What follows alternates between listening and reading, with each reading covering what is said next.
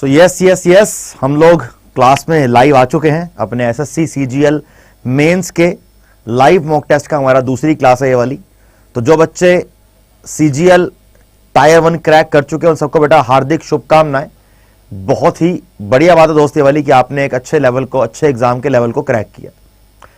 और उसके साथ साथ जो बच्चे अभी शुरुआत कर रहे हैं सीजीएल की प्रिपरेशन की और जो एक साथ दोनों लेवल क्रैक करना चाह रहे हैं उनको लिए तो बहुत बढ़िया बात है, क्योंकि फर्स्ट ऑफ ऑल कि आपका एक टारगेट क्लियर हो चुका है कि भैया सीजीएल फोड़ना है। दूसरी बात, सिर्फ करना है ये अलग बात है और करने के लिए उस राह पे निकल जाओ ये अलग बात है। तो मुझे लगता है कि जो बच्चे हमारे साथ जुड़ते हैं रोज वो उस राह पर निकल चुके हैं कि हाँ भाई कुछ कर कर दिखाना है। सिर्फ कहने से काम नहीं चलेगा, कुछ कर कर दिखाओगे तभी समझ आएगा कि हाँ यार एक्चुअली आपकी इंटेंशन क्या है, एक्चुअली आप इतनी मेहनत क्यों कर रहे हो। ठीक है, तो यस जो बच्चे हमारे साथ जुड़ चुके बेटा उन सबका क्लास के अंदर बहुत बहुत बहुत स्वागत है। जल्दी से क्लास को स्टार्ट करेंगे दोस्त। और जैसे कि हम बहुत सारे एमसीक्यू सॉल्व कर रहे हैं आपके आने वाले सीजीएल मेंस के लिए, सेम बेटा उस तरीके से हम सीजीएल मेंस में आपकी हेल्प करने का जरूर ट्राई करेंगे। राइट, तो बेटा let's start the session. Good evening to everybody. Nikhil, Rishabh, Tridev, Mannu, निखट्टू जी, क्या बात है, नाम ऐसे हैं आपके कि भाई साहब जबरदस्त। निखट्टू लड़का व्लॉग्स, वाह वाह, है ना, इतने क्यूट नाम, क्रिएटिव नाम। ये आजकल के बच्चे, हमारे टाइम पे तो भैया सिंपल जो हमारा नाम है वही नाम होता था, ना कि ऑनलाइन हमको पढ़ाता था ना हम जाके ऑनलाइन पढ़ते थे। अब तो आप लोगों को एक अपॉर्चुनिटी मिल गई है कि घर बैठ के पढ़ाई भी कर लो और घर बैठ के काम भी कर लो, है ना। राइट, तो ये तो रात वाली क्लास है, नहीं बेटा ये रात वाली क्लास नहीं है। रात वाली 9:45 पे आईबी की क्लास चल रही है वो चलेगी। हमारी 3 क्लास चल रही हैं अभी, एक 12 बजे आरआरबी एएलपी के लिए, एक अभी 6 बजे अपनी सीजीएल मेंस के लिए और एक रात को आईबी के लिए। तो जिस एग्जाम को टारगेट कर रहे हो उस एग्जाम के तरीके से आप प्रिपरेशन कर सकते हो, क्लास को अटेंड कर सकते हो। सॉरी सर मैंने इसलिए बोला क्योंकि आप रिप्लाई नहीं करते यार, बड़ी दिक्कत है मेरे साथ एक, है ना। जैसे अभी तो क्लास स्टार्ट मैंने करी नहीं है इसलिए बातें कर रहा हूं, मेरे साथ बड़ी दिक्कत है। जब मैं पढ़ाने के फ्लो में चला जाता हूं ना तो मैं सिर्फ पढ़ाता ही रहता हूं। उसमें क्या होता है कि बच्चा भी पढ़ने आया है, मैं पढ़ाने आया हूं, सीधी बात तो ये वाली है दोस्त। तो यस, सो बेटा आप सबका अड्डा 247 की फैमिली में बहुत बहुत स्वागत है। वेलकम टू अड्डा 247। राइट, उसके बाद अगर आपने अभी तक बेटा अड्डा की ऐप को डाउनलोड नहीं किया, ये चेयर पड़ी है, चेयर को पहले वहां फेंकता हूं मैं, डिस्टर्ब कर रही है। राइट, अगर आपने बेटा अभी तक अड्डा की ऐप को डाउनलोड नहीं किया तो बेटा उसको डाउनलोड कर लीजिए, क्योंकि वहां पर आपको करंट अफेयर्स, नई जॉब के alerts, subject wise quizzes, daily quizzes, magazine, है ना, और काफी सारी चीजें फ्री के अंदर मिलती हैं। अगर आप लोग सीजीएल मेंस की तैयारी, सिर्फ अगर आप सीजीएल मेंस की तैयारी करना चाहते हो, ओनली सीजीएल मेंस की तरह, तो इस टाइम पे आपको सिर्फ एक काम करना है। इस टाइम पे आपको सिर्फ बेटा एक काम करना है। वो काम क्या है सर जी? सिर्फ और सिर्फ प्रैक्टिस, सिर्फ और सिर्फ प्रैक्टिस। मतलब जितने हो सके उतने टेस्ट सीरीज ले लो, जितनी हो सके उतने टेस्ट सीरीज लगा लो, जितनी हो सके उतनी टेस्ट सीरीज लगा लो। तो आपके इस रिक्वायरमेंट को फुलफिल करने के लिए अड्डा ने एक नए पैटर्न की टेस्ट सीरीज लॉन्च कर दी। उसके अंदर बेटा आपके 200 टेस्ट है, उसमें आपके 200 टेस्ट है, 200 टेस्ट। ठीक है, अगर आप इस बारे में और जानना चाहते हो कि ये 200 टेस्ट कहां पर है, कैसे करने हैं, तो क्लास के एंड तक रुकिएगा। मैं क्लास के एंड में आपको पूरे तरीके समझाऊंगा कि 200 टेस्ट कहां मिलेंगे, कैसे अटेंड करने और कैसे आप इनको करके सीजीएल मेंस को या किसी भी एग्जाम को फोड़ सकते हो। आगे बढ़ेंगे दोस्त, चलिए। तो बेटा सबसे पहले वैसे आज हमारे देश के लिए एक ब्लैक डे है, पुलवामा का अटैक हुआ था, तो हमारे सब फौजी भाइयों को हमारी तरफ से श्रद्धांजलि। और बेटा क्लास को स्टार्ट करेंगे सिर्फ 2 वर्ड बोल के, दैट इज जय हिंद। यस बेटा जय हिंद बोलेंगे सबके सब, और क्लास को फिर बेटा हम स्टार्ट करेंगे। मेरी पूरी क्लास में मेरा सबसे पसंदीदा जो पार्ट होता है वो यही होता है, जब मैं इस पिक्चर को आप लोगों के सामने लेके आता हूं और इसी जोश के साथ हम क्लास को बेटा स्टार्ट करेंगे। Definitely let's start the class. Yes, and this is going to be your first question. Right, this is going to be your definitely first question. Right बेटा, how many years in the term of office of vice president, vice president की अवधि में कितने साल होते हैं? Very nice बेटा, बहुत अच्छे, बहुत अच्छे, बहुत बढ़िया बेटा, वेरी नाइस। अपने देश से प्रेम करना बहुत बहुत जरूरी है, राइट। दीक्षा, काजल, है ना, सोनल, रोक्षार, निष्ठा, निकट्टू जी हमारे, है ना, स्टडी लवर, काजल कश्यप, हाँ जी। सर वैकेंसी कौन सी आएगी? बेटा अभी तो वैकेंसी बहुत सारी निकली हुई है ना, अभी तो इसके बाद CGL, CHSL, RRB का ALP ये सब आना है ना, और अभी तो IB की डेट भी है मेरे ख्याल से अभी, तो वो अब जो अभी एक बार ट्राई करो, देखो ये कौन, अभी बहुत अच्छा मौका है। देखो जो बच्चा गवर्नमेंट नौकरी पाना चाहता है 1 साल में, सुनहरा मौका है। अगले साल इलेक्शन है, गवर्नमेंट बंपर भर्ती निकालेगी, बंपर भर्तियां 1 साल के अंदर अंदर कम से कम 3-4 लोगों को गवर्नमेंट रिक्रूट करेगी। तो अगर अभी नहीं निकाली ना दोस्त, अगर अभी नौकरी नहीं ली गवर्नमेंट नौकरी, तो अगले सॉरी अगले 2 साल तक भूल जाओ, फिर ये बात ध्यान रखना मेरी, right. The right answer is 5 years, right answer is 5 years. बच्चों को लगता है कि 6 साल है, 6 नहीं है बेटा, 5 साल है। जो बच्चा आंसर दे रहे हैं 5, उनका आंसर बेटा 100% कहा बेटा, राइट, कि 17 तक टाइम है। आज क्या डेट है दोस्त? आज है 14, 3 दिन रह गए भाई। IB की नौकरी बहुत बढ़िया है, सिक्योरिटी असिस्टेंट और MTS वाली, राइट। चलिए बेटा नेक्स्ट क्वेश्चन, अंतिम मुगल बादशाह कौन सा था? इनमें से लास्ट मुगल बादशाह कौन सा है? बाबर, नूरजहान, अकबर या Bahadur Shah? A, B, C या D? A होगा दोस्त, B होगा, C होगा या D होगा? राइट, A होगा दोस्त, B होगा, C होगा या D होगा? राइट, बोलो A, B, C या D? Right answer is D, definitely Bahadur Shah Zafar is the 100% correct answer. 1857 के रिवोल्ट के बाद, 1857 के दोस्त रिवोल्ट के बाद क्या होता है कि जो लोग मेरठ से दिल्ली आते हैं, वो बहादुर शाह जफर को एक बुजुर्ग मुगल के साम्राज्य के नेता को या लीडर को या बादशाह बोल दीजिए, उन्हें एम्परर ऑफ इंडिया घोषित करते हैं। लेकिन जैसे ही 1857 का विद्रोह खत्म होता है, अंग्रेज इन्हें पकड़कर जेल में डाल देते हैं और जेल के अंदर इनकी मृत्यु हो जाती है। आगे बढ़ेंगे दोस्तों, चलिए। भूटिया एक ट्राइब है, भूटिया बेटा एक ट्राइब है। क्वेश्चन यह है कि भूटिया ट्राइब कहां पाई जाती है? अरुणाचल प्रदेश में, Sikkim, Manipur, Meghalaya? Arunachal Pradesh, Sikkim, Manipur, Meghalaya? A, B, C या D? राइट, बताइए दोस्त, A होगा, B होगा, C होगा या D होगा? कि भूटिया एक प्रजाति या ट्राइब कहां पाई जाती है? The right answer is B, Sikkim. Bhutia प्रजाति बेटा सिक्किम के अंदर पाई जाती है, सिक्किम के अंदर, ठीक है दोस्त। तो क्वेश्चन 3 का आपका ऑप्शन नंबर B 100% करेक्ट होगा, 100% करेक्ट होगा। आगे बढ़ेंगे दोस्त। सिखों के 10वें गुरु कौन थे? Who is the 10th Guru of Sikh? सिखों के 10वें गुरु कौन थे? गुरु हरगोबिंद जी, गुरु तेग बहादुर साहब, गुरु गोबिंद जी, या फिर गुरु गोबिंद सिंह जी, या फिर गुरु Arjun Dev ji? A, B, C, D? बोलिए दोस्त क्या आंसर होगा? A होगा दोस्त, B होगा, C होगा या D होगा? बताइए, A, B, C या D? C, okay, right, fast, very nice. जो बच्चा आंसर दे रहे हैं बेटा C, उनका आंसर 100% करेक्ट, उनका आंसर बेटा 100% उनका आंसर करेक्ट होगा। C is the correct answer, C is the correct answer, right है ना जी, बिल्कुल सही, बहुत अच्छा बेटा, राइट, वेरी नाइस। आगे बढ़ेंगे दोस्त।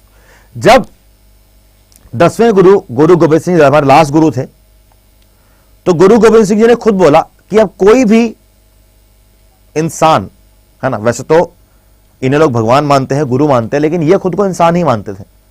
इन्होंने बोला अब कोई इंसान सिखों का गुरु नहीं बनेगा, अब सारे सिख सिर्फ गुरु ग्रंथ साहिब की पूजा करेंगे, सिर्फ गुरु ग्रंथ साहिब की पूजा करेंगे।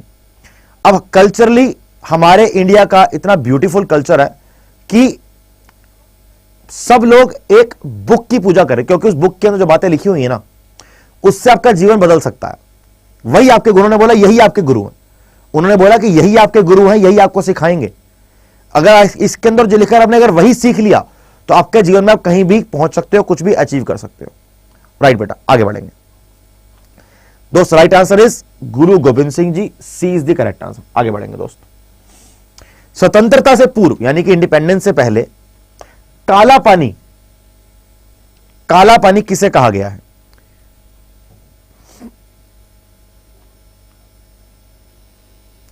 सर 25/2/2005 जन्म डेट है, ठीक है बेटा।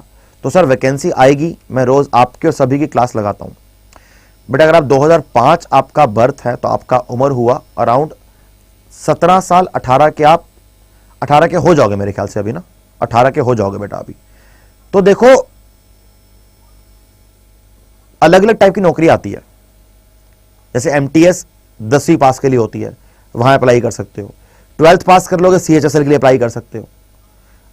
आपके अंदर अच्छी मुझे क्या लग रही है, जो एक बहुत बढ़िया बात है, बढ़िया बात दोस्त ये वाली कि आप अपने काफी छोटी एज में अपनी पढ़ाई को लेके, कुछ बनने को लेके सीरियस हो। मेरी आपको अभी सिर्फ राय यही रहेगी कि अपनी पढ़ाई को एंजॉय करना स्टार्ट कर लो, कि अपनी पढ़ाई को एंजॉय करो। ये मत सोचो कि मैं बर्डन में हूं, मुझे ये चीज फटाफट कर लेनी है। पढ़ाई को एंजॉय करोगे तो लाइफ में जरूर कुछ ना कुछ बहुत बड़ा अचीव कर लोगे, ठीक है। और आप में से जो भी लोग मुझसे पर्सनली कनेक्ट करना चाहते हैं तो आप डेफिनेटली सोशल मीडिया पे सब लोग होते हैं भाई, इंस्टाग्राम पे, फेसबुक, मुझे सर्च करो, मैसेज करो, मैं डेफिनेटली आपका मैसेज का रिप्लाई जरूर करूंगा, ठीक है जी। Very nice, very nice. Right answer is Andaman Nicobar is the correct answer. एक बच्चे ने पूछा कि सर जी बहुत प्रेशर हो रहा है, पढ़ाई को लेके बहुत प्रेशर हो रहा है, क्या करें? एक दिन मत पढ़ो। जिस दिन आपको लगे कि पढ़ाई का प्रेशर बढ़ गया, एक दिन मत पढ़ो, छोड़ दो पढ़ाई को, कि आज नहीं पढ़ूंगा। लेकिन खुद से वादा कर लो, बोल दो आज नहीं पढ़ूंगा, लेकिन खुद से वादा कर लो कि कल से पढ़ने बैठूंगा और 6 घंटे, 8 घंटे, 10 घंटे पढ़ूंगा। जिस दिन लगे कि यार 5-6 दिन बहुत सारा पढ़ लिया है, एक दिन का ब्रेक ले लो। जो लोग ऑफिस जाते हैं, हैं वो भी तो 6 दिन काम करके, 5 दिन काम करके छुट्टी लेते हैं ना। अगर आप 6 दिन तबियत से पढ़ाई कर रहे हो, ईमानदारी से पढ़ाई कर रहे हो, तो संडे की छुट्टी ले लिया करो, ठीक है दोस्त। चलिए आगे बढ़ेंगे बेटा। गीत गोविंद एक प्रसिद्ध कविता है, किसके बारे में कविता बेटा जी? यह कविता है कृष्ण और राधा के बारे में। यह कविता है कृष्ण एंड राधा के बारे में। क्वेश्चन यह है, राधा रानी और कृष्ण भगवान के बारे में यह कविता है। क्वेश्चन यह है कि किसने लिखी है? जयचंद ने, जयदेव ने, जय सिम्हा या फिर जयंत? बताइए दोस्त, ए, बी, सी या डी?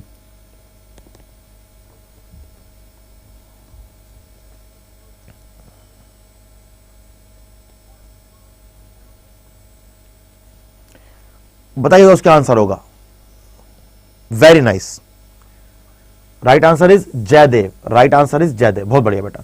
जिस बच्चे ने इसका आंसर बी दिया उनका आंसर बेटा 100% करेक्ट है ना। Very very nice. चलिए आगे बढ़ेंगे दोस्त। गारो खासी जो जनजातियां हैं, गारो और खासी ट्राइब्स कहां पाई जाती हैं? मणिपुर में, मेघालय में, मिजोरम या फिर छोटा नागपुर? मणिपुर, मेघालय, मिजोरम या छोटा नागपुर? बताइए दोस्त कहां पाई जाएंगी ये? गारो और खासी ट्राइब कहां पाई जाती हैं? गारो और खासी ट्राइब कहां पाई जाएंगी बेटा? मणिपुर। सर साइंस क्वेश्चन भी करा दो बेटा, साइंस क्वेश्चन साइंस वाले सर कराएंगे, मैं सिर्फ जनरल स्टडीज के geography, polity, economics, history, environment ये करवाऊंगा, है ना। राइट बेटा,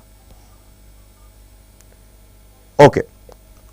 जैसे हम पढ़ते हैं, जब पढ़ते हैं, देखो जी ये हमारा, मानो कि ये अरुणाचल प्रदेश है हमारा, मान लेते हैं अगर ये हमारा अरुणाचल प्रदेश है, तो यहां पढ़ते हैं मिशमी हिल्स यहां पर हो गया, पटकाई बम यहां पर हो गया, फिर आपका यहां पे नागा हिल्स है ना, और इसके बिल्कुल सामने आपको ये आपका मीजो हिल्स नागा, ये आपके बिल्कुल सामने आपको यहां पर गारो खासी जंतिया, गारो यहां पर खासी और यहां पर जंतिया,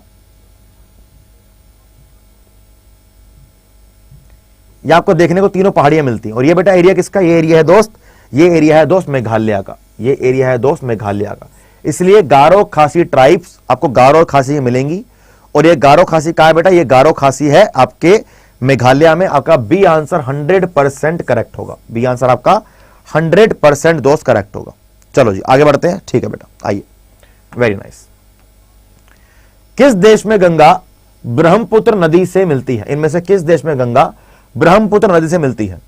नेपाल में, चीन में, बांग्लादेश में, या फिर म्यांमार में। गंगा नदी ब्रह्मपुत्र से मिलकर एक जगह पर जमुना कहलाती है। जमुना क्या कहलाती है? जमुना कहलाती है, जमुना। तो ये नदी मिलती कहां पे है? नेपाल में, चाइना में, बांग्लादेश, म्यांमार में। राइट, फास्ट बेटा फास्ट। 8th क्वेश्चन का आपने आंसर देना। बताइए 8th क्वेश्चन का आंसर क्या होना चाहिए? बताइए 8th क्वेश्चन का आंसर क्या होना चाहिए? Right answer is definitely, right answer definitely Bangladesh. Nepal का तो कोई पॉइंट नहीं है दोस्त, देख नेपाल का तो कोई पॉइंट ही नहीं है। चाइना, अब गंगा चाइना तो जाएगी नहीं मुड़ के, है ना।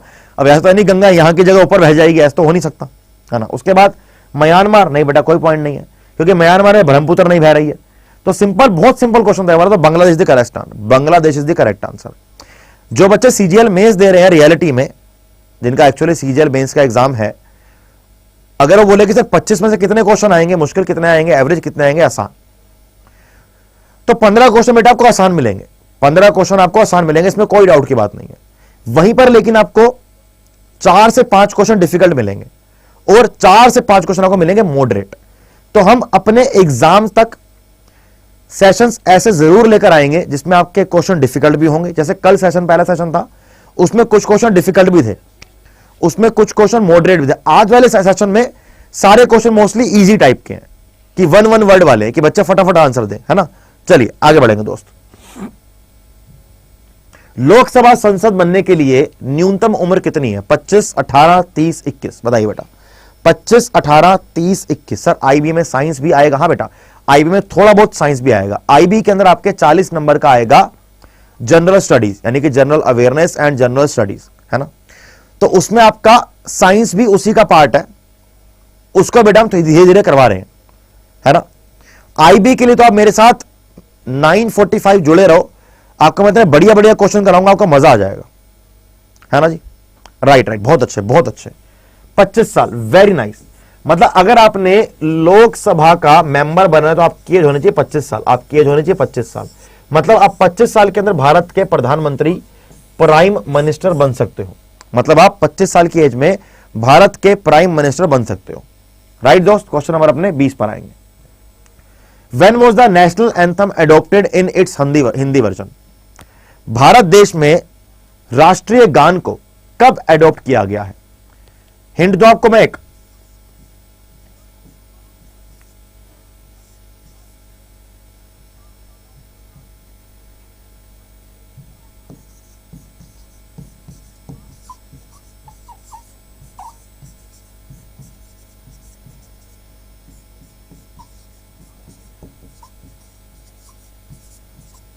नेशनल एंथम और नेशनल सॉन्ग, नेशनल एंथम और नेशनल सॉन्ग दोनों को एक ही दिन पे किया गया है, दोनों को सेम डे पे किया गया है।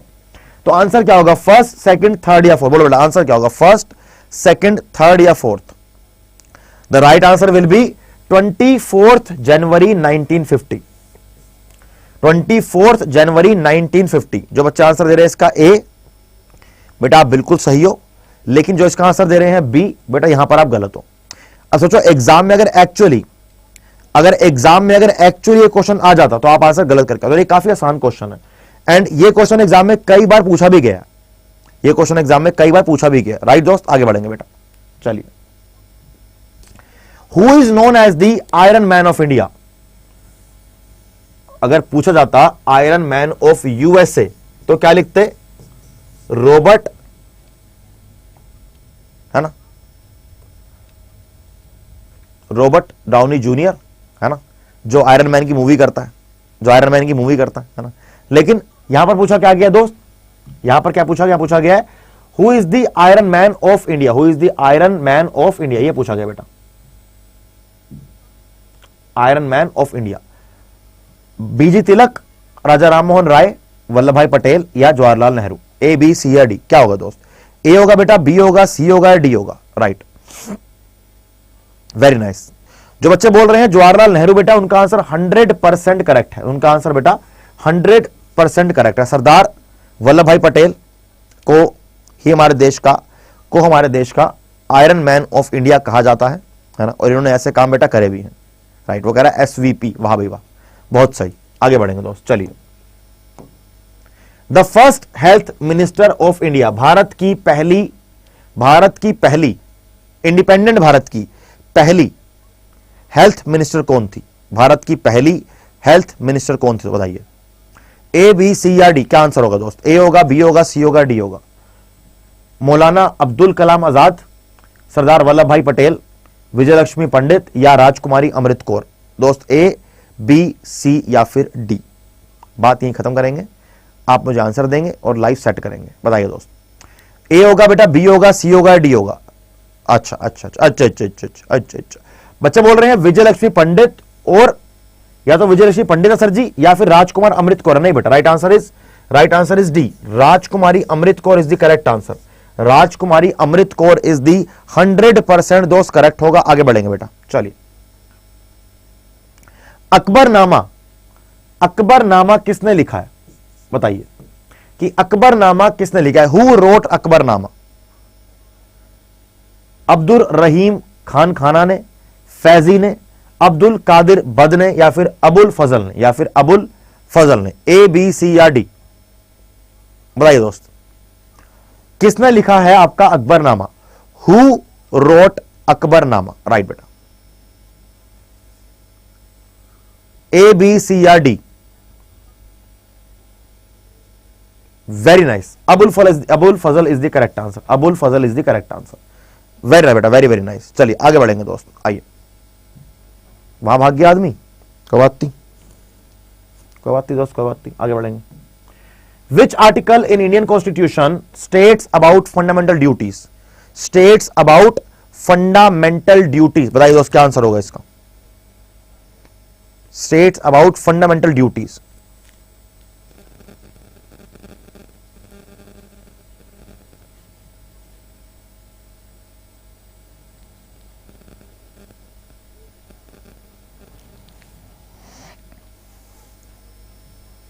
सो फंडामेंटल ड्यूटीज हमारे देश के अंदर 42nd अमेंडमेंट एक्ट 1976 के अंदर ऐड करी गई थी। किस कमेटी ने रिकमेंड किया था बेटा? किस कमेटी ने रिकमेंड किया था? स्वर्ण सिंह कमेटी ने। स्वर्ण सिंह कमेटी ने। स्वर्ण सिंह कमेटी ने। ठीक है भाई, वेरी नाइस। स्वर्ण सिंह कमेटी ने किया था। 42nd कॉन्स्टिट्यूशनल अमेंडमेंट एक्ट में इसको ऐड किया गया था। इसका फंडामेंटल ड्यूटीज का जो हमारा आर्टिकल बेटा आर्टिकल 51A है। आर्टिकल 51 डीपीएसपी का लास्ट आर्टिकल है और आर्टिकल 51A के अंदर हमने फंडामेंटल ड्यूटीज को ऐड कर दिया। फंडामेंटल ड्यूटीज को हमने आर्टिकल 51A में ऐड कर दिया। ठीक है बेटा, वेरी वेरी नाइस, बहुत अच्छे। आगे बढ़ेंगे, भारतीय संविधान के किस अनुच्छेद में सरकारी रोजगार में नागरिकों के लिए समान अवसरों का प्रावधान है? मतलब which article of the Indian constitution provides for equal opportunities for citizen in government employment? किस आर्टिकल में लिखा गया है कि गवर्नमेंट की एम्प्लॉयमेंट देते हुए, गवर्नमेंट नौकरी देते हुए, है ना, गवर्नमेंट सबको इक्वल अपॉर्चुनिटी, समान अवसर प्रोवाइड करेगी? कि किस आर्टिकल में लिखा गया है ना? आर्टिकल 22 में, article 16, article 20, article 25?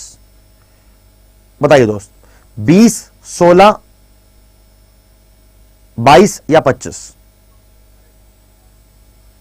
Right, article 16 is the correct answer. Article 16 is the correct answer. Equal opportunity for citizen in government employment. क्या आपको ये लाइन पढ़ के ऐसा नहीं लगता कि ये लाइन तो गलत लिखी हुई है? क्या आपको पढ़ के ऐसा लग रहा है कि लाइन तो गलत लिखी हुई है? गलत कैसे सर जी? भाई, जब इक्वल अपॉर्चुनिटी की बात हो रही है तो फिर रिजर्वेशन क्यों है? अगर इक्वल अपॉर्चुनिटी की बात हो रही है तो रिजर्वेशन क्यों है? सबको सेम हक होना चाहिए, है ना? लेकिन उसी के अंदर क्या लिखा है गवर्नमेंट ने? गवर्नमेंट ने यह लिखा है कि बच्चों को, औरतों को, शेड्यूल कास्ट को, शेड्यूल ट्राइब्स को, ओबीसी को और अन्य इकोनॉमिक वीकर सेक्शन को अपलिफ्ट करने के लिए हम कुछ चेंज कर सकते हैं। उनके लिए कुछ हम एक्स्ट्रा अपॉर्चुनिटीज या उनको कुछ राहत प्रोवाइड कर सकते हैं। ये संविधान के अंदर लिखा हुआ है। ठीक है जी, राइट, आगे बढ़ेंगे दोस्त।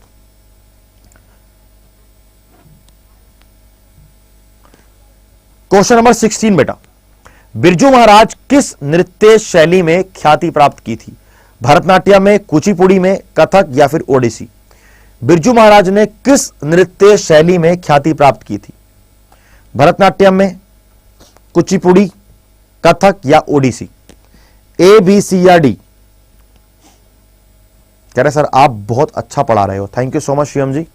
यही बातें होती हैं जो मेरा दिल ले जाती हैं, और बेटा यहां मैं पिघल गया है ना, यहां पिघल जाता हूं। राइट, ए, बी, सी या डी? बहुत बढ़िया बेटा। The right answer is Kathak. The right answer is दोस्त Kathak. Yes, Kathak is the correct answer. तो क्वेश्चन नंबर 16 का बेटा कथक आपका 100% करेक्ट आंसर होगा बेटा। आपका कथक आपका बिल्कुल 100% आपका करेक्ट आंसर होगा। राइट, आगे बढ़ेंगे दोस्त, बहुत अच्छे। Sattriya is a folk dance of which state? Sattriya कौन से स्टेट का फोक डांस है? सत्रिया मानिए त्रिपुरा का, मणिपुर का, असम का, अरुणाचल प्रदेश का। बात हो रही है सत्रिया की। सत्रिया कहां का फोक डांस है? मणिपुर का, Tripura, Assam, Arunachal. The correct answer is my friend Assam. Sattriya is a folk dance of Assam. Right दोस्त, आगे बढ़ेंगे बेटा। जहां पर जरूरत नहीं है समझाने के वहां क्या समझाना है? जहां पर जरूरत है वहीं समझाएंगे।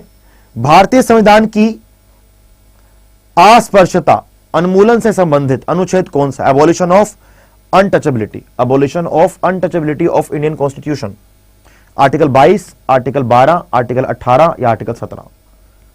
बोलिए दोस्त, ए, बी, सी या डी? फास्ट, ए, बी, सी या फिर डी? बताइए बेटा क्या आंसर होगा? दोस्त ए होगा, बी होगा। बच्चा कह रहा है कि 17 100%। Very nice, very nice, 100% correct 17। लेकिन आर्टिकल 18 क्या है बेटा? Article 18 is abolition of titles. Article 18 is abolition of titles. जैसे हमारे देश के अंदर आप 2 टाइटल लिख सकते हो। हमारे देश में सिर्फ डॉक्टर वाला टाइटल लिखना अलाउड है कि डॉक्टर दिस। जिसने एमबीबीएस करी हो, जिसने पीएचडी करी हो, वो डॉक्टर आगे लगा सकता है। लेकिन अगर आप आईएएस ऑफिसर हो, आप आईएएस शिवम चौहान नहीं लगा सकते, है ना। आपने देखा होगा कुछ लोगों की आगे घर के बाहर लिखा होता है आईएएस, है ना। लेकिन अपने नाम को, मतलब अपने नाम में आप कहां, मतलब है ये नहीं कि आपने अपने घर के बाहर नहीं लिख सकते। इसका मतलब ये होता है कि अपने आधार कार्ड पे, अपने राशन कार्ड पे, अपने पैन कार्ड पे आप ऐसे नहीं लिख सकते, है ना। राइट, बहुत अच्छा बेटा। कुछ लोग लिखते हैं इंजीनियर लिखते हैं, कुछ लोग लिखते हैं ER डैश डैश डैश। ये ER, ये तो बेटा ये तो कहीं मतलब की बात नहीं है, ये तो कहीं मतलब की बात नहीं है ना। आर्टिकल 12 बेटा क्या है? आर्टिकल 12 स्टेट्स को डिफाइन करता है। आर्टिकल 12 डिफाइंस कि स्टेट्स का मतलब क्या है। और ये स्टेट बेटा वोट स्टेट नहीं है, जैसे जलंधर, सॉरी पंजाब, हरियाणा, गोवा, ये वो स्टेट्स नहीं है। ये बात करता है कि जो भी चीज सरकार के अंडर आती है, चाहे वो कोई राज्य है, चाहे कोई वो हमारा केंद्र शासित प्रदेश है, चाहे कोई अथॉरिटी है, पार्लियामेंट, गवर्नमेंट, ये सब स्टेट्स का पार्ट है। ये सब स्टेट्स का पार्ट है। ठीक है दोस्त, आगे बढ़ेंगे बेटा। क्वेश्चन नंबर 19 पे आएंगे दोस्त। राज्य पुनर्गठन आयोग, राज्य पुनर्गठन आयोग, है ना, का गठन किस वर्ष में किया गया? यानी कि स्टेट रीऑर्गेनाइजेशन कमीशन का गठन किस साल में किया गया? अगर आप मुझे बता सकते हो कि इनके चेयरमैन कौन थे तो और अच्छी बात है। अगर आप मुझे बता दो कि स्टेट रीऑर्गेनाइजेशन कमीशन के चेयरमैन कौन थे तो बेटा और अच्छी बात हो जाएगी, है ना। मतलब अगर आप बता रहे हो तो बताइए कि सर जी ये आंसर है और ये इनके चेयरमैन है, अगर आपको आता है तो। और नहीं आता तो दोस्त बल्ले बल्ले गुरु, तो मैं बता ही दूंगा, है ना। आता है तो बेस्ट है, नहीं आता तो बेटा और ही बेस्ट है। काम बचा, बता सर खड़े बता देंगे अपने आप। राइट, तो किसी ने अभी तक बताया नहीं है कि इनके चेयरमैन को लेके क्वेश्चन एग्जाम में कई बार आ चुका है। चेयरमैन को लेके क्वेश्चन एग्जाम में कई बार आ चुका है। राइट दोस्त, ओके ओके, ठीक है बेटा। Right answer is 1953 AD। The chairman of this commission was justice Fazal Ali. Justice Fazal Ali. Justice Fazal Ali is the right answer. Justice Fazal Ali is the right answer. बहुत अच्छे। जिन बच्चों ने इसका आंसर दिया है दोस्त, वेरी नाइस दोस्त, वेरी वेरी नाइस। चलिए, right answer is justice Fazal Ali. आगे बढ़ेंगे दोस्त, आइए। अब 1953 के अंदर कमीशन बनाई जाती है जिनके चेयरमैन बनते हैं जस्टिस फजल अली। एग्जाम में कई बार चेयरमैन को लेकर क्वेश्चन आया भी है, ठीक है भाई। आगे बढ़ेंगे। Open market operations, pure economics, my favourite subject, pure economics. Open market operation का मतलब क्या होता है? एक बार पढ़ो एक एक ऑप्शन और मुझे बताओ कि इसका आंसर क्या होगा। पढ़ो इसको एक एक करके और बताओ कि इसका आंसर क्या होना चाहिए।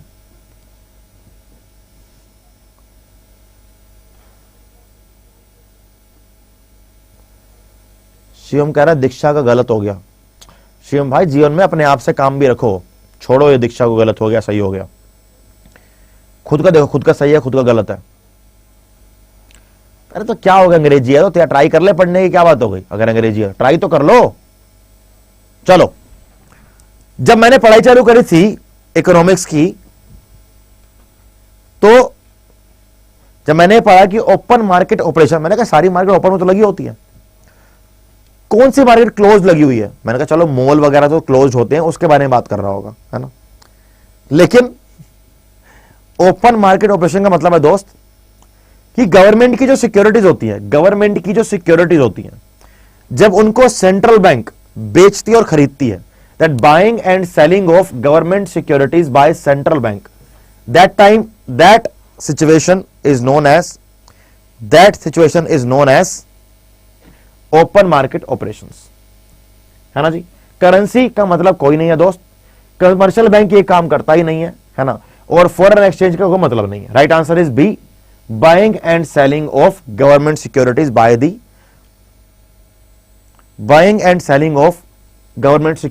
Bye the central bank of India. हमारा सेंट्रल बैंक है बेटा RBI, उसका हेडक्वार्टर है बेटा मुंबई में, है ना जी। इकोनॉमिक्स मुझे नहीं आती बेटा, आंसर सही दिया लेकिन आपने फिर भी, है ना जी, लेकिन आंसर ठीक है बेटा आपका। चलिए आगे बढ़ेंगे। विच of the following does not have an influence over the climate in India. इनमें से कौन सा पॉइंट भारत के क्लाइमेट को, इनमें से कौन सा पॉइंट भारत के क्लाइमेट को इफेक्ट या इंफ्लुएंस नहीं करता, इफेक्ट या इंफ्लुएंस नहीं करता? Monsoon, oceanic currents, nearness to equator या presence of Indian Ocean. A, B, C या D? ए होगा दोस्त, बी होगा, सी होगा या डी होगा? चारों में से बेटा कोई एक होगा ही ना, ये तो है नहीं कि चारों में से एक भी नहीं होगा। तो बताइए दोस्त क्या होगा? राइट, बिल्कुल राइट सर जी, बताइए सर। एग्जाम में क्वेश्चन इकोनॉमिक्स के करंट अफेयर से रिलेटेड आएंगे या स्टैटिक इकोनॉमिक्स आती है? अगर बात करी जाए तो जैसे बजट है, बजट में से क्वेश्चन आ सकता है, सर्वे में से क्वेश्चन आ सकता है, साइंस एंड टेक्नोलॉजी में से क्वेश्चन आ सकता है, लेकिन इकोनॉमिक्स के कॉन्सेप्ट वाले या कोर क्वेश्चन नहीं आएंगे। अगर इकोनॉमिक्स के कॉन्सेप्ट वाले या कोर क्वेश्चन नहीं आएंगे, ऐसा नहीं कह सकते। तो इकोनॉमिक्स के कॉन्सेप्ट वाले, कोर इकोनॉमिक्स वाले क्वेश्चन भी डेफिनेटली आएंगे दोस्त। तो मेरा तो आपको यही कहना होगा कि आप दोनों करके जाओ, दोनों आते हैं, ठीक है जी। चलिए, तो क्या लगता है आपको कि मॉनसून इफेक्ट करेगा कि नहीं करेगा? क्वेश्चन यह है कि कौन सा इफेक्ट नहीं करता। मॉनसून करता है, नियरनेस टू इक्वेटर करता है, प्रेजेंस ऑफ इंडियन ओशन करता है, लेकिन इंडिया को कोई ओशन करंट, इंडिया को कोई ओशन करंट नहीं करता। इंडिया को कोई भी ओशनिक करंट इंडिया के पूरे वेदर को या क्लाइमेट को इंफ्लुएंस नहीं करता। राइट आंसर इज, तो यहां पर अगर बी गलत है तो हमारा आंसर क्या होगा बेटा? हमारा आंसर होगा बी, हमारा आंसर होगा बेटा बी, ठीक है दोस्त। B is the correct answer. 21 का बी आपका बिल्कुल 100% करेक्ट होगा, 100%, ठीक है दोस्त। आगे बढ़ेंगे बेटा, चलिए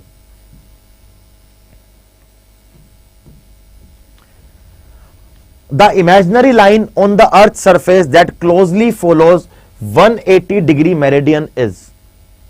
the imaginary line on the earth that closely follows the 180 degree meridian. Sir ocean currents क्या होता है?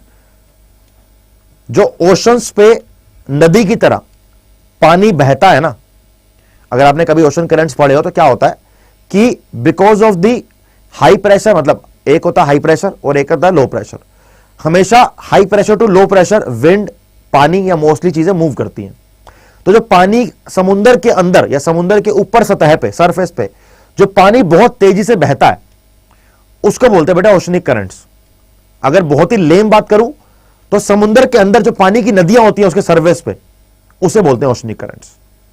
उसे बोलते हैं बेटा ओशनिक करंट्स। देखो इक्वेटर और ट्रॉपिक ऑफ कैंसर तो नहीं होते, क्यों बेटा? क्योंकि ये लैटिट्यूड्स हैं, क्योंकि ये लैटिट्यूड्स या बेटा ये अक्षांश रेखाएं हैं, ये आपके अक्षांश रेखाएं। तो ये तो आंसर नहीं हो सकता ना, तो ये तो आंसर हो ही नहीं सकता, ये आपका आंसर दोनों नहीं हो सकते। इक्वेटर आपकी अक्षांश रेखा है, लेकिन हम बात करें मेरिडियन की, तो यहां पर क्या होगा बेटा आंसर? या तो होगा प्राइम मेरिडियन या होगा आइडियल। अब आपका पीएम क्या होता है बेटा? ये होता है 0 डिग्री, ये होता है बेटा 0 degree. Right answer is international date line. Right answer is international date line. ठीक है दोस्त, चलिए right answer is international date line is the correct answer. Very nice, very nice. आगे बढ़ेंगे बेटा, आइए।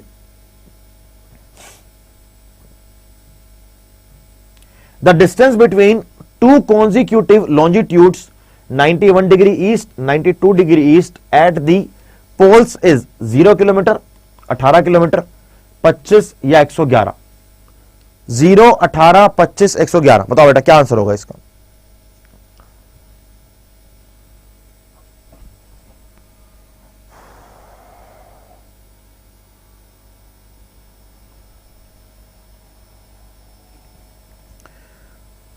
छोटू कुमार जी बोल रहे हैं भूमध्य रेखा को कंगो नदी काटती है। अच्छा जी।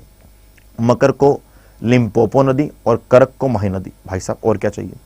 जैसे ये नदियां इन सब जगहों को काट रही हैं, ऐसे ही आपने एग्जाम को काट के एग्जाम को फाड़ फोड़ के पास हो जाए, है ना? राइट। क्वेश्चन क्या है दोस्त? बहुत सिंपल क्वेश्चन है। क्वेश्चन यह है कि दो लॉन्जिट्यूड्स, दो देशांतर रेखाओं के बीच में पोल पे, ध्रुवों में कितना डिफरेंस होगा? क्वेश्चन ये है कि अगर ये अर्थ है, अगर ये अर्थ है, ये आपका नॉर्थ पोल है, ये आपका साउथ पोल है।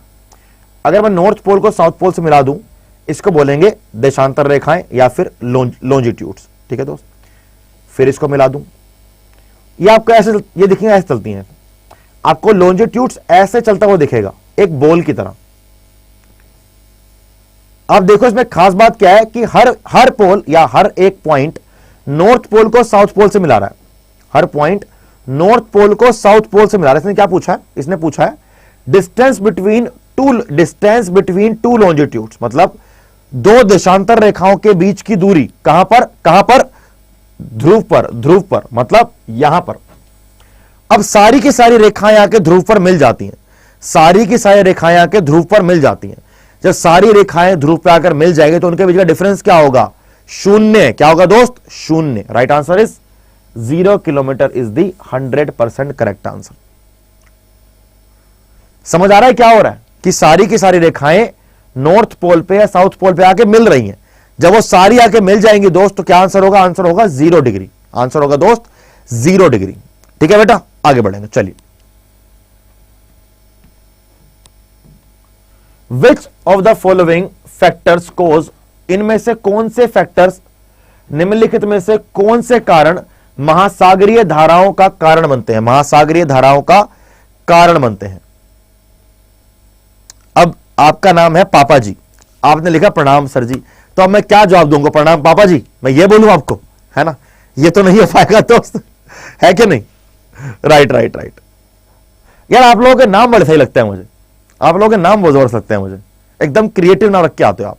एक का भाई का नाम है एलियोट हैम्डेन, एक का नाम है एलियोट हैम्डेन। अब मुझे नहीं पता कि भाई जर्मनी के लोग भी एसएससी की तैयारी कर रहे हैं, है ना?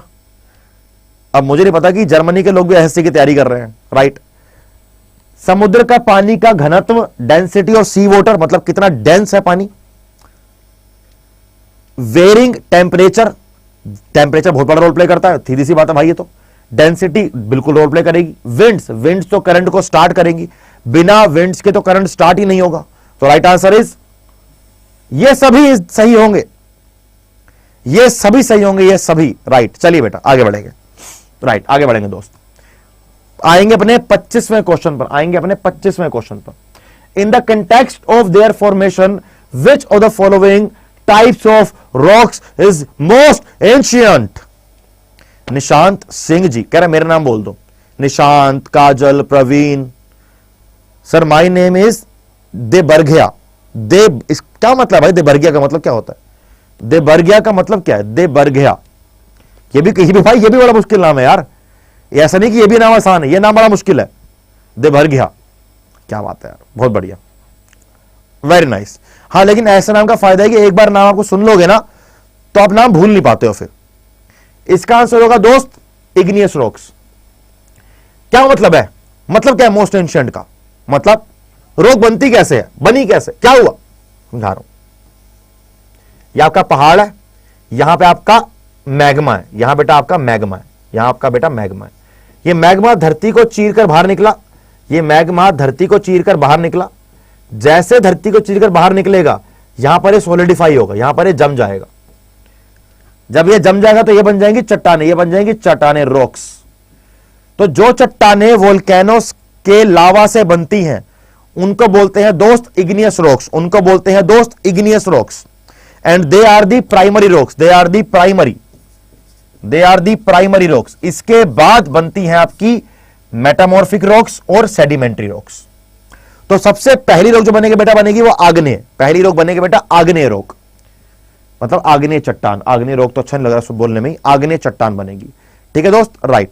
देखो बेटा जो बच्चे हमारे साथ जुड़े हुए हैं जिनको लगता है कि सेशन अच्छा चल रहा है, तो मेरी आप सिर्फ एक ही दरखास्त रहेगी कि आप फटाफट से सेशन को लाइक कर दो और मैक्सिमम बच्चों तक इस सेशन को पहुंचा दो। ठीक है दोस्त, राइट आगे बढ़ेंगे बेटा। आइए क्वेश्चन नंबर अपने 26 पे आए, क्वेश्चन नंबर 26 पे आएंगे बेटा। चलिए, काजीरंगा नेशनल पार्क कहां पर स्थित है? काजीरंगा नेशनल पार्क कहां पर स्थित है? गुजरात में, उड़ीसा में, राजस्थान या आसाम? गुजरात, उड़ीसा, राजस्थान या आसाम? काजीरंगा नेशनल पार्क कहां पर है? उड़ीसा, गुजरात, राजस्थान या आसाम? ए, बी, सी या डी? क्या आंसर होगा बेटा? देबरघिया मतलब देव देवी की पूजा में जो फूल माला होता है उसको कहते। अरे भाई साहब, अरे आपको शत शत नमन भाई साहब, आपको शत शत नमन। इतना खतरनाक है ना, इतना खतरनाक आपका आपने एकदम एक्सप्लेनेशन दी है, मजा आ गया दोस्त, मजा आ गया, वेरी नाइस। सलाम बाइक को मेरे, राइट। चलिए, करेक्ट, असम इज करेक्ट। इस क्वेश्चन को कराने का जो लॉजिक मेरा था, मुझे आपसे इसका आंसर नहीं चाहिए था एक्चुअली। मैंने आपको यह बताना था कि असम के अंदर कौन कौन से नेशनल पार्क्स हैं। एक काजीरंगा नेशनल पार्क है, एक मनास नेशनल पार्क है, एक डिब्रू साइखोवा है, एक नमेरी नेशनल पार्क है, एक ओरांग नेशनल पार्क है, एक देहिंग पटकाई है, एक राईमोना नेशनल पार्क है। मतलब क्या बेटा, आसाम के अंदर ये 7 नेशनल पार्क हैं और एग्जामिनर के फेवरेट हैं। एग्जामिनर का क्रश है इनके ऊपर भाई। एग्जामिनर कभी भी इनको उठाए क्वेश्चन बना देता है। एग्जामिनर कभी भी इनको उठाएगा, क्वेश्चन बना देगा कि चलो आगे बढ़ो।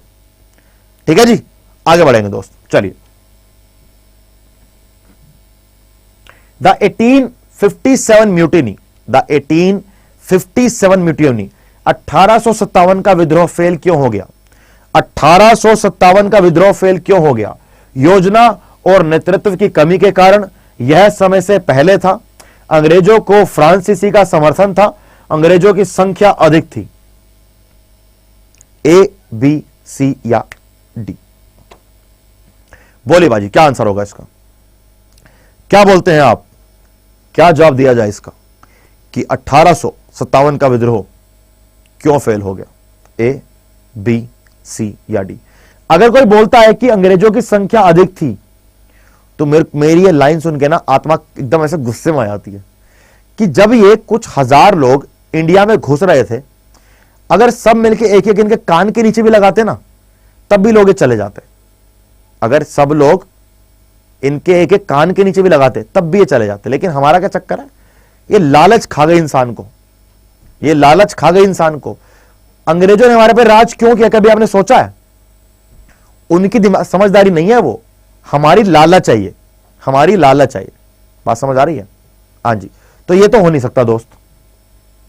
अंग्रेजों को फ्रांसीसी का समर्थन था, ना ना ना, मतलब ही नहीं है, मतलब ही नहीं है, मतलब ही नहीं है, गलत। ये समय से पहले था, मैं कह रहा हूं समय से लेट था। जैसे आए तभी मारते इनको निकाल देते, लेकिन लालच कि आएंगे, राजा महाराजा हमारे एकदम बह गए, नौकर बन गए राजा महाराजा इनके, जो भाई साहब करोड़ों में हीरे मोती में खेल रहे हैं, वो चंद गोरे लोगों को देख के फिसल गए। चलो जी, छुट्टी छुट्टी, गलत। राइट आंसर इज, हमारे पास प्लानिंग और लीडरशिप की, प्लानिंग और लीडरशिप की कमी थी। बात क्या थी? अगर हमारे पास लीडर अच्छा होता, लीडरशिप का मतलब क्या बेटा? 1857 के विद्रोह में जो मेन दिक्कत थी वो ये थी कि कोई एक सेंट्रल लीडरशिप नहीं है। जैसे इंडियन नेशनल कांग्रेस बनती है, आईएनसी बनने के बाद पहली बार देश के अंदर एक सेंट्रल लीडरशिप देखी गई कि पूरा देश एक संस्था को फॉलो कर रहा है, कि पूरा देश एक संस्था को फॉलो कर रहा है। यहां पर क्या है? लक्ष्मीबाई जी अलग लड़ रही हैं, है ना, अपने कुंवर सिंह जी अलग लड़ रहे हैं, और बाकी जो लोग हैं अपने अपने लोकल लेवल पर लड़ रहे हैं, और उनका अपना लोकल ऑब्जेक्टिव भी है, उनका अपना लोकल ऑब्जेक्टिव भी है, लेकिन एक बड़ा ऑब्जेक्टिव नहीं है कि देश को आजाद करने का ऑब्जेक्टिव नहीं है। उनका ऑब्जेक्टिव है कि हमारे यहां से ये लोग निकल जाए, कि हमारे प्रांतों से ये लोग निकल जाए, बाकी देखा जाएगा, बाकी देखा जाएगा, है ना। The right answer is A, lack of planning and leadership. Very nice. आगे बढ़ेंगे बेटा, क्वेश्चन नंबर 28 पर आएंगे। The 5 permanent member of UNSC, the 5 permanent member of UNSC. बताइए दोस्त कि 5 परमानेंट मेंबर ऑफ यूएनएससी कौन है इनमें से? मेरे दोस्त बताइए। 1 2 3 4 5, 1 2 3 4 5, 1 2 3 4 5, 1 2 3 4 5, बोलिए। China, France, Russia, UK, USA, बोलो। फास्टेस्ट फिंगर फर्स्ट, जो जीतेगा बैठेगा वो हॉट सीट पे आके मेरे साथ, फिर हम खेलेंगे Kaun Banega Crorepati. Right answer is B, China, France, Russia, UK and USA. बहुत जल्दी आपको इसके अंदर एक छठा नाम दिखेगा, बहुत जल्दी आपको इसके अंदर एक दिखेगा छठा नाम। वो छठा नाम कौन सा होगा? इंडिया का। राइट, वेरी जल्दी, वेरी वेरी जल्दी आपको दिखेगा एक नाम, जो नाम होगा आपका इंडिया का। कुछ 2-3 साल की बात हो रहा है, इंडिया घुस जाएगी इसके अंदर, फिर इंडिया का कोई बाल विवाह का नहीं कर सकता। राइट, आगे बढ़ेंगे बेटा। Who was the viceroy at the time of quit India movement? यानी कि अगस्त क्रांति, यानी कि अगस्त क्रांति के टाइम पे, यानी कि 8 अगस्त 1942 के टाइम पे हमारे देश का वाइसरॉय कौन था?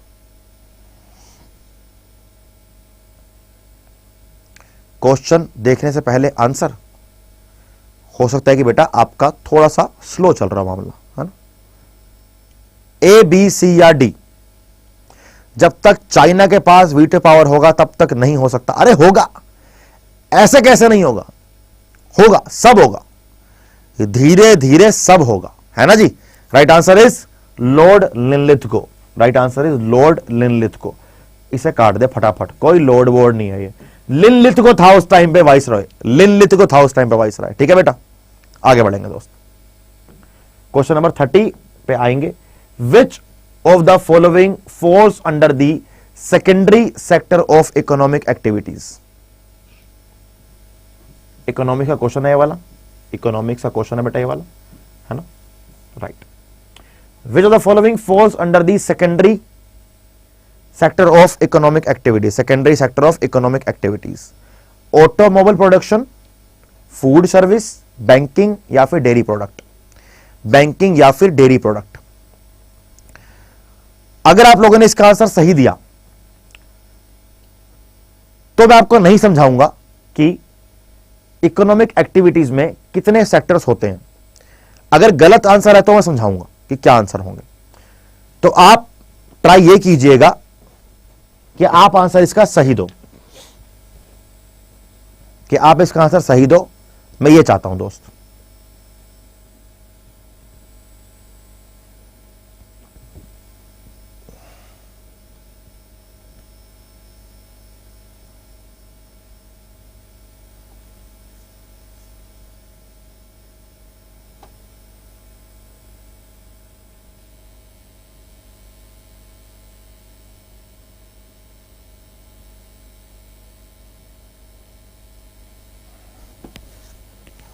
हमारे देश में या किसी भी इकोनॉमी के अंदर 3 सेक्टर होते हैं।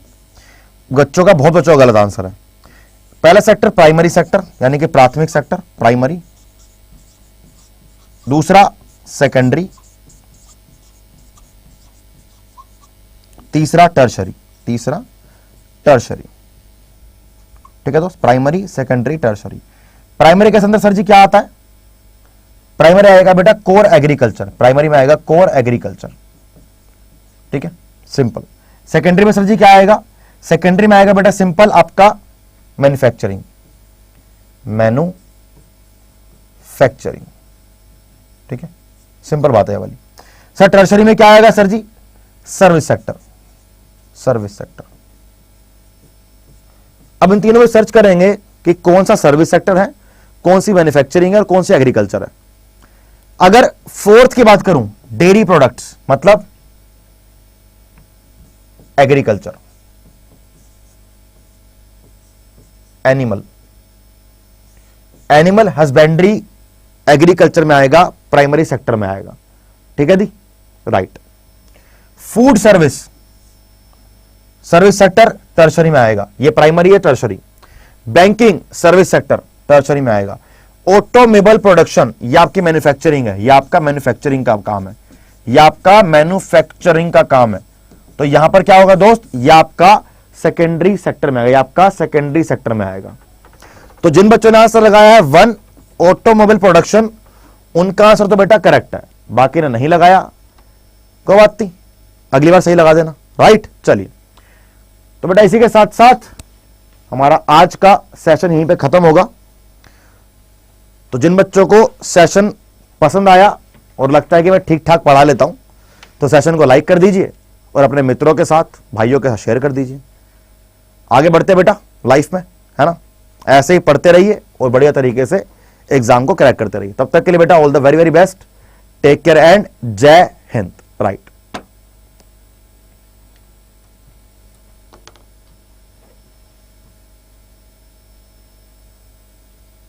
कैसे है सर?